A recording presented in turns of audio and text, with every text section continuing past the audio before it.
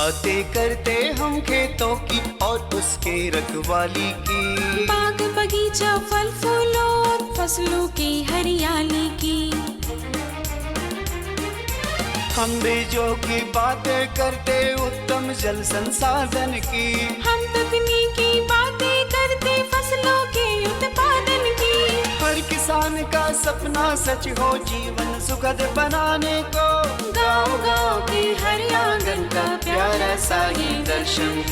कृषि दर्शन, कृषि दर्शन, कृषि दर्शन, कृषि दर्शन, कृषि दर्शन, कृषि दर्शन, कृषि दर्शन, कृषि दर्शन। जिस चरित्र के साथ हम पैदा हुए हैं उसके जिम्मेदार हम नहीं, परंतु जिस चरित्र के साथ हम विदा होंगे उसकी पूरी जिम्मेदारी हमारी होती है। तो खुद को संभाल कर रखिए। कृषि दर्शन कार्यक्रम में आप सभी किसान भाई बहनों का तहे दिल से स्वागत है। रूपा भोजी का जोहार, नमस्कार। तो चलिए आपको लिए चलते हैं कृषि समाचार की ओर, जहाँ मिलेगी आपको कृषि से संबंधित कई जानकारियाँ। नमस्कार, कृषि समाचार में आपका स्वागत है। मैं हूं मृदुला। आइए देखते हैं आज कृषि समाचार में क्या है खास। किसानों की आजीविका के लिए कृषि वानिकी प्रणाली होगी उपयोगी। कृषकों को अनुदान पर पंप सेट और HDPE पाइप का होगा वितरण। बैगन की खेती के लिए अनुशंसित प्रभेद में लगाएं पूसा पर्पल लौंग। अब समाचार विस्तार से। राज्य के पठारी क्षेत्रों में शुष्क भूमि की खेती पर निर्भर किसानों को आजीविका के साधन के लिए कृषि वानिकी प्रणाली काफी उपयोगी साबित होगी। इसके तहत किसान वन वृक्ष, अनाज और पशुओं के लिए चारा उत्पादित कर अपनी आय बढ़ा सकते हैं। कृषकों को अनुदान पर पंप सेट और HDPE पाइप का वितरण किया जाना है। पंप सेट का वितरण मनरेगा अंतर्गत निर्मित सिंचाई कूपों और आम बागवानी के लाभान्वित कृषकों को किया जाएगा। इच्छुक किसान भूमि संरक्षण पदाधिकारी और JSLPS गुमला से आवेदन प्राप्त कर 10 दिसंबर तक भूमि संरक्षण पदाधिकारी गुमला के कार्यालय में जमा करें। किसान भाई खेत में लगे मटर फसल को पाउडरी मिल्यू रोग और फली छेदक कीटों से बचाव करें। पाउडरी मिल्यू रोग मटर फसल की पत्तियों पर सफेद पाउडर के रूप में जमा होता है। रोगी पत्तियां सख्त होकर मुड़ जाती हैं और अधिक संक्रमण होने पर सूख कर झड़ जाती हैं। वहीं फली छेदक कीट मटर फसल को नुकसान पहुंचाता है। किसान भाई मटर में पाउडरी मिल्यू रोग से बचाव के लिए 80% सल्फेस दवा 3 ग्राम प्रति लीटर पानी में घोल बनाकर फसल पर छिड़काव करें। साथ ही फली छेदक कीटों से बचाव के लिए फूल बेंडा माइट दवा प्रति 4 लीटर पानी में 1 ml की दर से घोल बनाकर छिड़काव करें। किसान भाई अभी जो है मटर की खेती लगाए हैं तो उसमें सबसे ज़्यादा जो आक्रमण होता है वो है हम लोग देखते हैं पाउडरी मिल्ड्यू का है। पाउडरी मिल्ड्यू अगर आक्रमण हो रहा है तो 80% जो है सल्फेक्स नाम से दवा आता है, 3 ग्राम पर लीटर पानी में घोल बना के उसका अगर छिड़काव कर दें तो अपनी फसलों को पाउडरी मिल्ड्यू से बचा सकते हैं। इसके साथ साथ अगर कीटों का आक्रमण होता है तो फुलवेंडामाइट फेम के नाम से जो आती है दवा, उसका 4 लीटर पानी में 1 ml की दर से घोल बना के उसका छिड़काव कर सकते हैं। तो फली छेदक कीटों से भी आप अपनी फसल को सुरक्षा दे सकते हैं। बैगन की खेती से अधिकाधिक उत्पादन लेने के लिए 700 ग्राम बीज प्रति हेक्टेयर लगाएं। कतार से कतार की दूरी 50 सेंटीमीटर और पौधा से पौधे की दूरी 50 सेंटीमीटर रखें। बेहतर उत्पादन के लिए अनुशंसित प्रभेद में Pusa purple long, Pusa purple round, Pusa purple cluster, Mukta Keshi Banaras giant, Swarna Pratibha, स्वर्ण श्यामली, स्वर्ण मनी लगाएं। बैगन की खेती के लिए दोमट और बलुई दोमट मिट्टी उपयुक्त है। रोपाई के समय कंपोस्ट 250 क्विंटल, नेत्रजन 100 किलोग्राम, स्फूर 50 किलोग्राम, पोटाश 50 किलोग्राम प्रति हेक्टेयर खेत में मिलाएं। साथ ही 8 से 10 दिनों पर सिंचाई करते रहें। किसान भाई धान की कटाई के लिए सेल्फ प्रोपेलर्ड वर्टिकल कन्वेयर रीपर नामक कृषि यंत्र का प्रयोग कर सकते हैं। इसकी कार्यक्षमता 1.5 एकड़ प्रतिदिन है। आज की विशेष जानकारी है टमाटर फसल में फल छेदक और पत्ता छेदक कीटों के रोकथाम के बारे में। किसान भाई यदि आप टमाटर फसल की खेती कर रहे हैं तो इस समय फल छेदक और पत्ता छेदक कीट से सावधान रहें। इन कीटों के रोकथाम के लिए 250 किलोग्राम नीम की खल्ली में 20 किलोग्राम DAP मिलाकर अपने खेतों में भुरकाव कर दें। और अब एक नजर राज्य के 5 प्रमुख शहरों के मौसम के मिजाज पर। आज राज्य के 5 प्रमुख नगरों के अधिकतम और न्यूनतम तापमान कुछ इस प्रकार दर्ज किए गए। रांची का अधिकतम तापमान 26 डिग्री। कृषि समाचार में आज इतना ही। अगले दिन अगले अंक में फिर मुलाकात होगी कुछ ताजा तरीन खबरों के साथ। तब तक के लिए दीजिए इजाजत। नमस्कार, जोहार।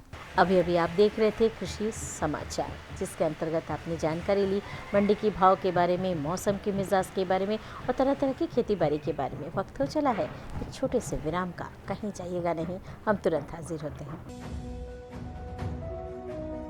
भारत सरकार का हर प्रयास किसानों को दे रहा है एक नई आस। देश के किसानों की खुशहाली और उन्हें आत्मनिर्भर बनाने के लिए भारत सरकार समर्पित है।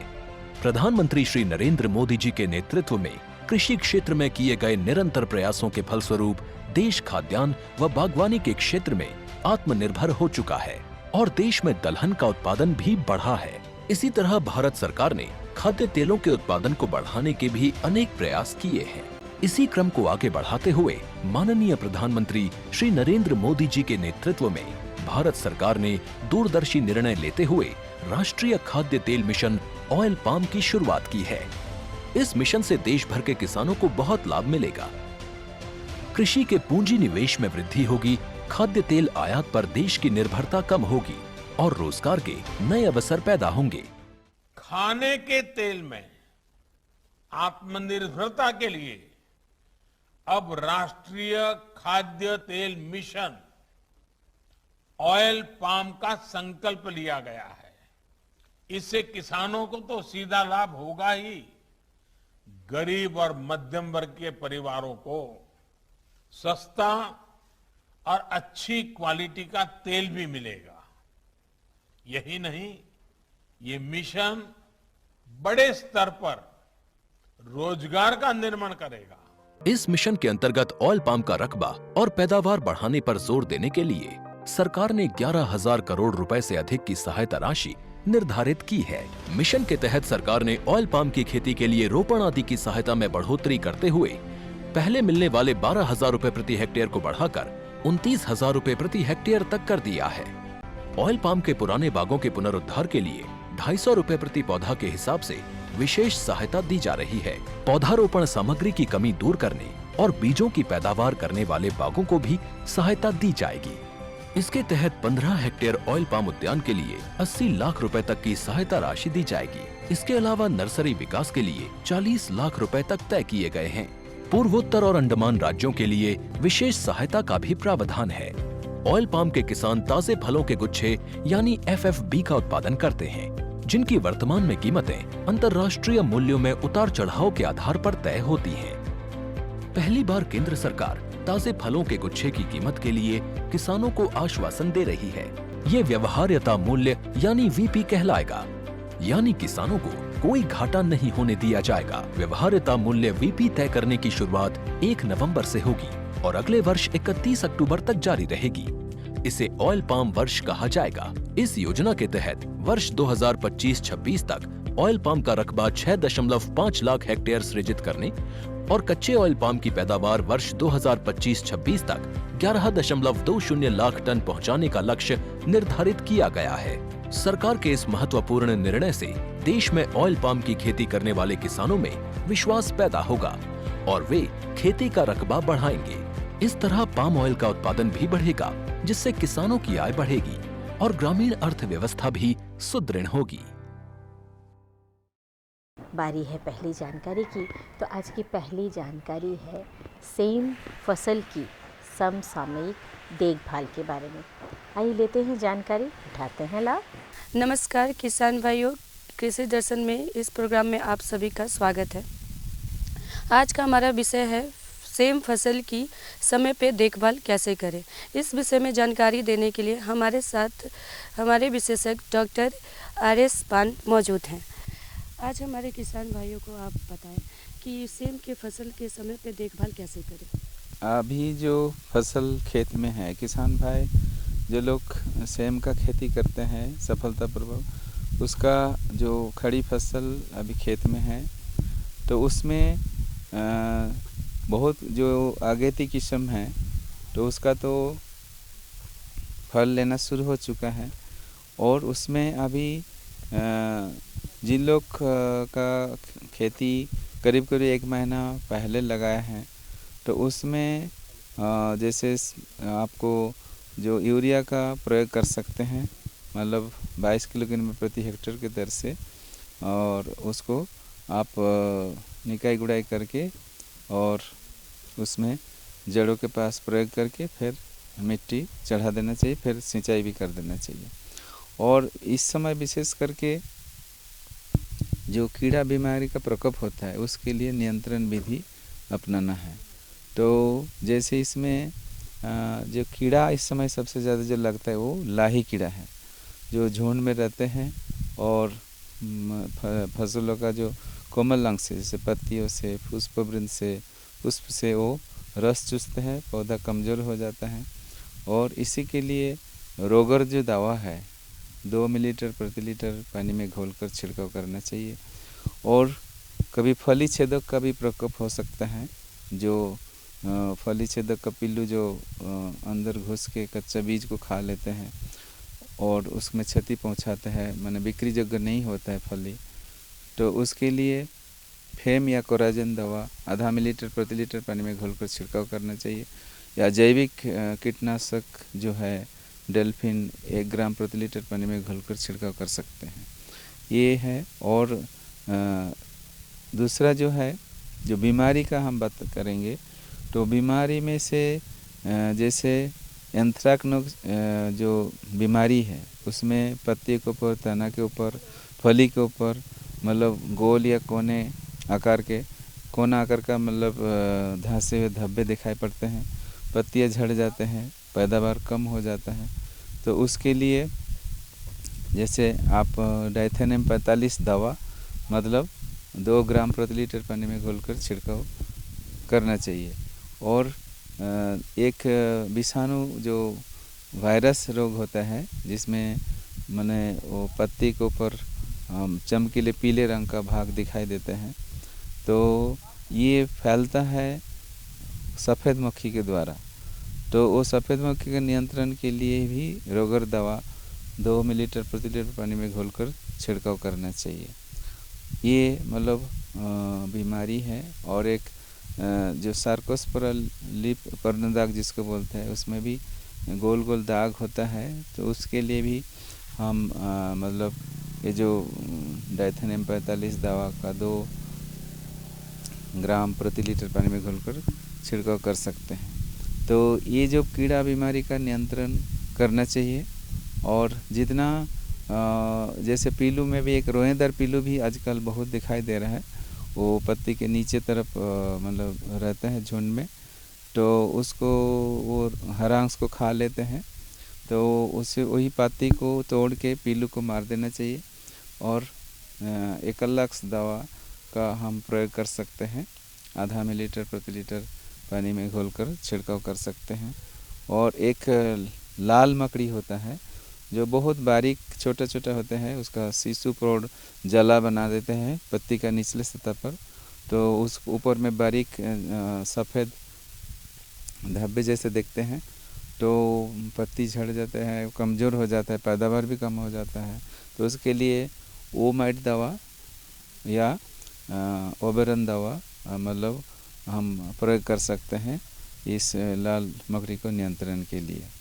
तो ये सब के ऊपर हमको ध्यान देना है। और कोई भी बीमारी का पत्ती या रोग मतलब जो कीड़ा लगा हुआ कोई भी फली को खेत में नहीं रखना है, उसको मिट्टी के अंदर कर देना चाहिए, क्योंकि वही पीलू फिर निकाल के फिर चला जाएगा, फिर आक्रमण करेगा। इसीलिए साफ़ सुथरा खेती के ऊपर ध्यान देना है।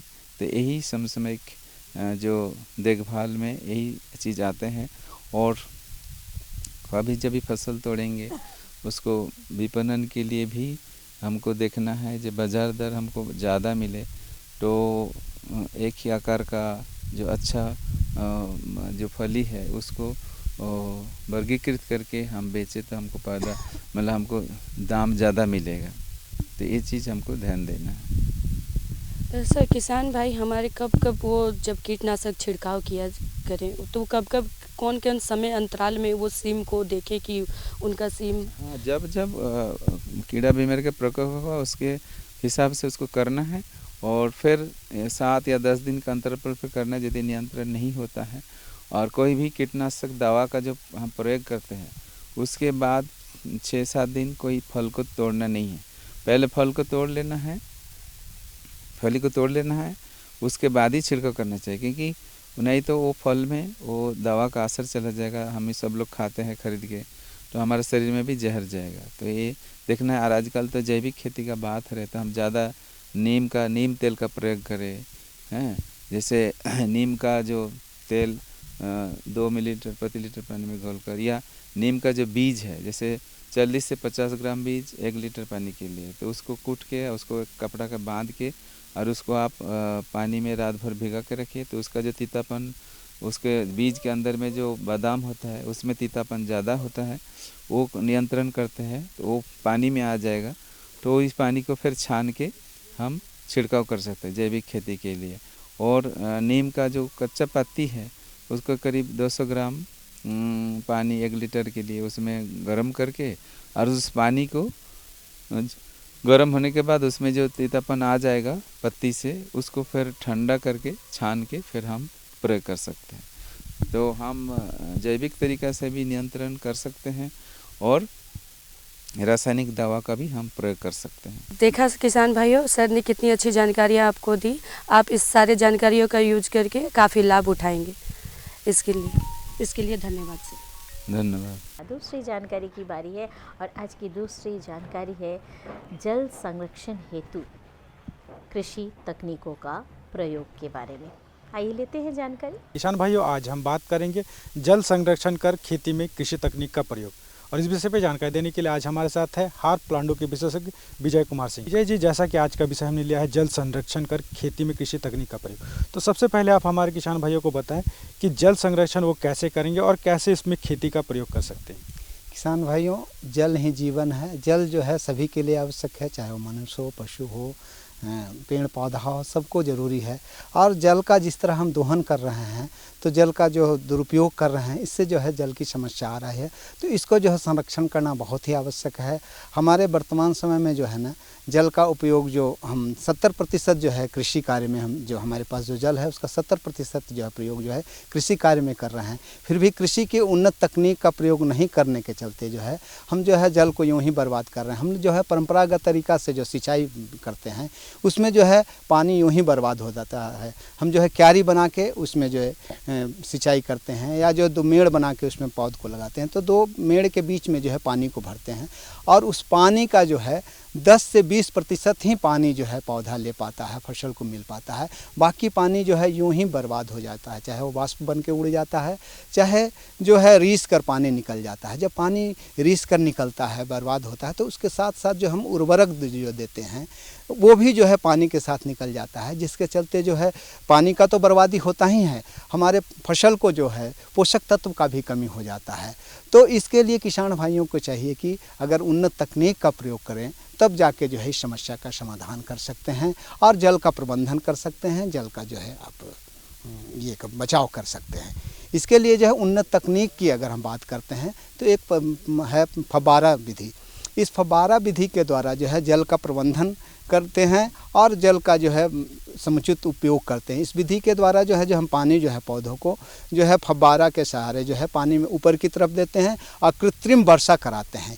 इसमें जो पानी जो होता है क्यारी की अपेक्षा जो है आपको खेत में जो है ना बराबर मात्रा में मिलता है, और इससे जो है आपको 30 से 50% तक जो है पानी का बचत हो जाता है, और इससे पानी का बहाव भी बाहर नहीं होता है, जिससे जो है खेत का जो है आप जो पौधों को जो उर्वरक दिए हैं वो भी बह के नहीं निकलता है। तो पानी के बचाव के साथ साथ जो है आपका उर्वरक का भी बचाव हो जाता है। इसके अलावा और कौन सी तकनीक है या कौन सी विधियां हैं जिनको हमारे किसान भाई अपनाकर जल संरक्षण कर खेती कर सकते हैं?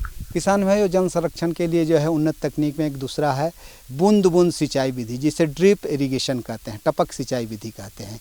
इस विधि के द्वारा भी जो है हम जल का प्रबंधन काफ़ी अच्छा से करते हैं और उसका संरक्षण भी करते हैं। इस विधि के द्वारा जो है जल जो है पौधा के जड़ के पास जो है मिट्टी की आवश्यकता है, पौधों की आवश्यकता के अनुसार, उसकी प्रकृति के अनुसार और मौसम के अनुसार जो है पौधा के जड़ के पास जो है बूंद बूंद करके पानी जाता है। इससे पानी का जो है क्यारी विधि की अपेक्षा जो है 70% तक पानी का बचत हो जाता है। जितना पानी की आवश्यकता होता है उतना ही पानी जो है पौधा को मिलता है। उम्र के हिसाब से, जैसे पौधा छोटा है तो हमको कम पानी देना है, जब पौधा बड़ा है तो उसको ज़्यादा पानी देना है। और मौसम अगर थी बरसात की है तो उसमें कम पानी देना है, मौसम अगर सूखा है तो मतलब उससे जो है पानी का जो है काफ़ी ज़्यादा बचत हो जाता है और जो है कम पानी में जो है किसान भाई जो है अच्छा फसल ले सकते हैं। इस विधि में जो है पानी जो है बूंद बूंद करके जो है जड़ के नीचे तक जाता है और उसका जो है 100% जो है उसका उपयोगिता होता है और इससे जो है आपको कम पानी में जो है फसल का अच्छा बढ़वार होता है, उसका जो है उत्पादन अच्छा होता है और उससे जो है जल स्तर भी हमारा बनता है। तो इस प्रकार जो है टपक सिंचाई विधि के द्वारा किसान भाई जो है जल का संरक्षण करके अच्छी पैदावार ले सकते हैं और खेती कर सकते हैं। विजय जी, इसके अलावा एक विधि हमारे किसान भाइयों के जहन में आती है या देखते हैं कि वो है मल्चिंग विधि। ये क्या है और इसका प्रयोग हमारे किसान भाई कैसे करते हैं? किसान भाइयों, जल संरक्षण में जो है मल्चिंग, जिसको पलवार कहते हैं, मल्चिंग का मतलब होता है ढकना है। ढककर भी जो है आप जो खेत बनाए हैं, जो क्यारी बनाए हैं, जो मेड़ बनाए हैं, उसको अगर आप ढक देते हैं तो क्या होता है कि जो पानी आप जो दे रहे हैं, जो पानी वाष्प बन के जो उड़ रहा है उसका बचाव होगा, तो खेत में नमी ज़्यादा दिन तक बना रहेगा। तो इस तरह जो है आपको ये जो है कम पानी देना पड़ेगा, तो कम पानी में जो है आपका खेती अच्छा होगा। इसके लिए जो है मल्चिंग, जो प्लास्टिक मल्च जो है अभी ज़्यादा मात्रा में प्रयोग में आता है। ये 25 से 30 माइक्रोन का मल्चिंग प्लास्टिक होता है, बाई कलर होता है, एक भाग काला होता है, एक भाग जो है सिल्वर कलर का होता है। किसान भाई जब इसका प्रयोग करेंगे तो काला भाग को अंदर रखेंगे और जो सिल्वर कलर का है उसको ऊपर रखेंगे और प्लास्टिक को जो है मिट्टी से जो है ढक देंगे और जहाँ जहाँ पौधा लगाना है वहीं वहीं प्लास्टिक काटेंगे और वहाँ पे पौधा लगाएंगे, या बीज बुआई करना है तो बीज बुआई करेंगे। उससे क्या होगा कि बूंद बूंद करके पानी जब गिरेगा तो बाकी जो एरिया जो है कवर रहने के चलते वहाँ पे खेत में नमी जो है काफ़ी दिन तक रहेगा और कम पानी में जो है किसान भाई इसका प्रयोग कर सकते हैं। और ये जो मल्चिंग प्लास्टिक जो है किसानों के लिए काफ़ी आर्थिक दृष्टि से भी बहुत महंगा नहीं है, क्योंकि अगर किसान भाई एक बार प्लास्टिक मल्च करेगा तो उससे 3 फसल को किसान भाई ले सकता है। और इसके में खर्च जो आता है 400 मीटर का रोल होता है और एक रोल का जो है कीमत करीबन 1500-1600 से लेकर 2000 रुपये तक होता है और 1 एकड़ में जो है करीबन 8 रोल की आवश्यकता होता है। इसके हिसाब से 15 से 20 हज़ार रुपया खर्च होता है और 20 हज़ार रुपये में आप 3 फसल को लेते हैं। इस प्रकार एक फसल के लिए 7,000 रुपया ही खर्च पड़ता है। तो इस तरह किसान भाई जो है मल्चिंग प्लास्टिक का प्रयोग करके जो है पानी की बचत कर सकते हैं, पानी को संरक्षित कर सकते हैं और अच्छी पैदावार ले सकते हैं। विजय जी, सबसे प्रमुख बात हमारे किसान भाइयों के मन में आती है कि एक हो गई टपक विधि और दूसरी होती है मल्चिंग विधि। इन विधियों को अपनाकर और कैसे वो उसका मुनाफा ले पाएंगे, क्योंकि उनके दिमाग में रहता है कि ये खर्चीला ज़्यादा होता है। तो इसके बारे में भी आप हमारे किसान भाइयों को बताएं।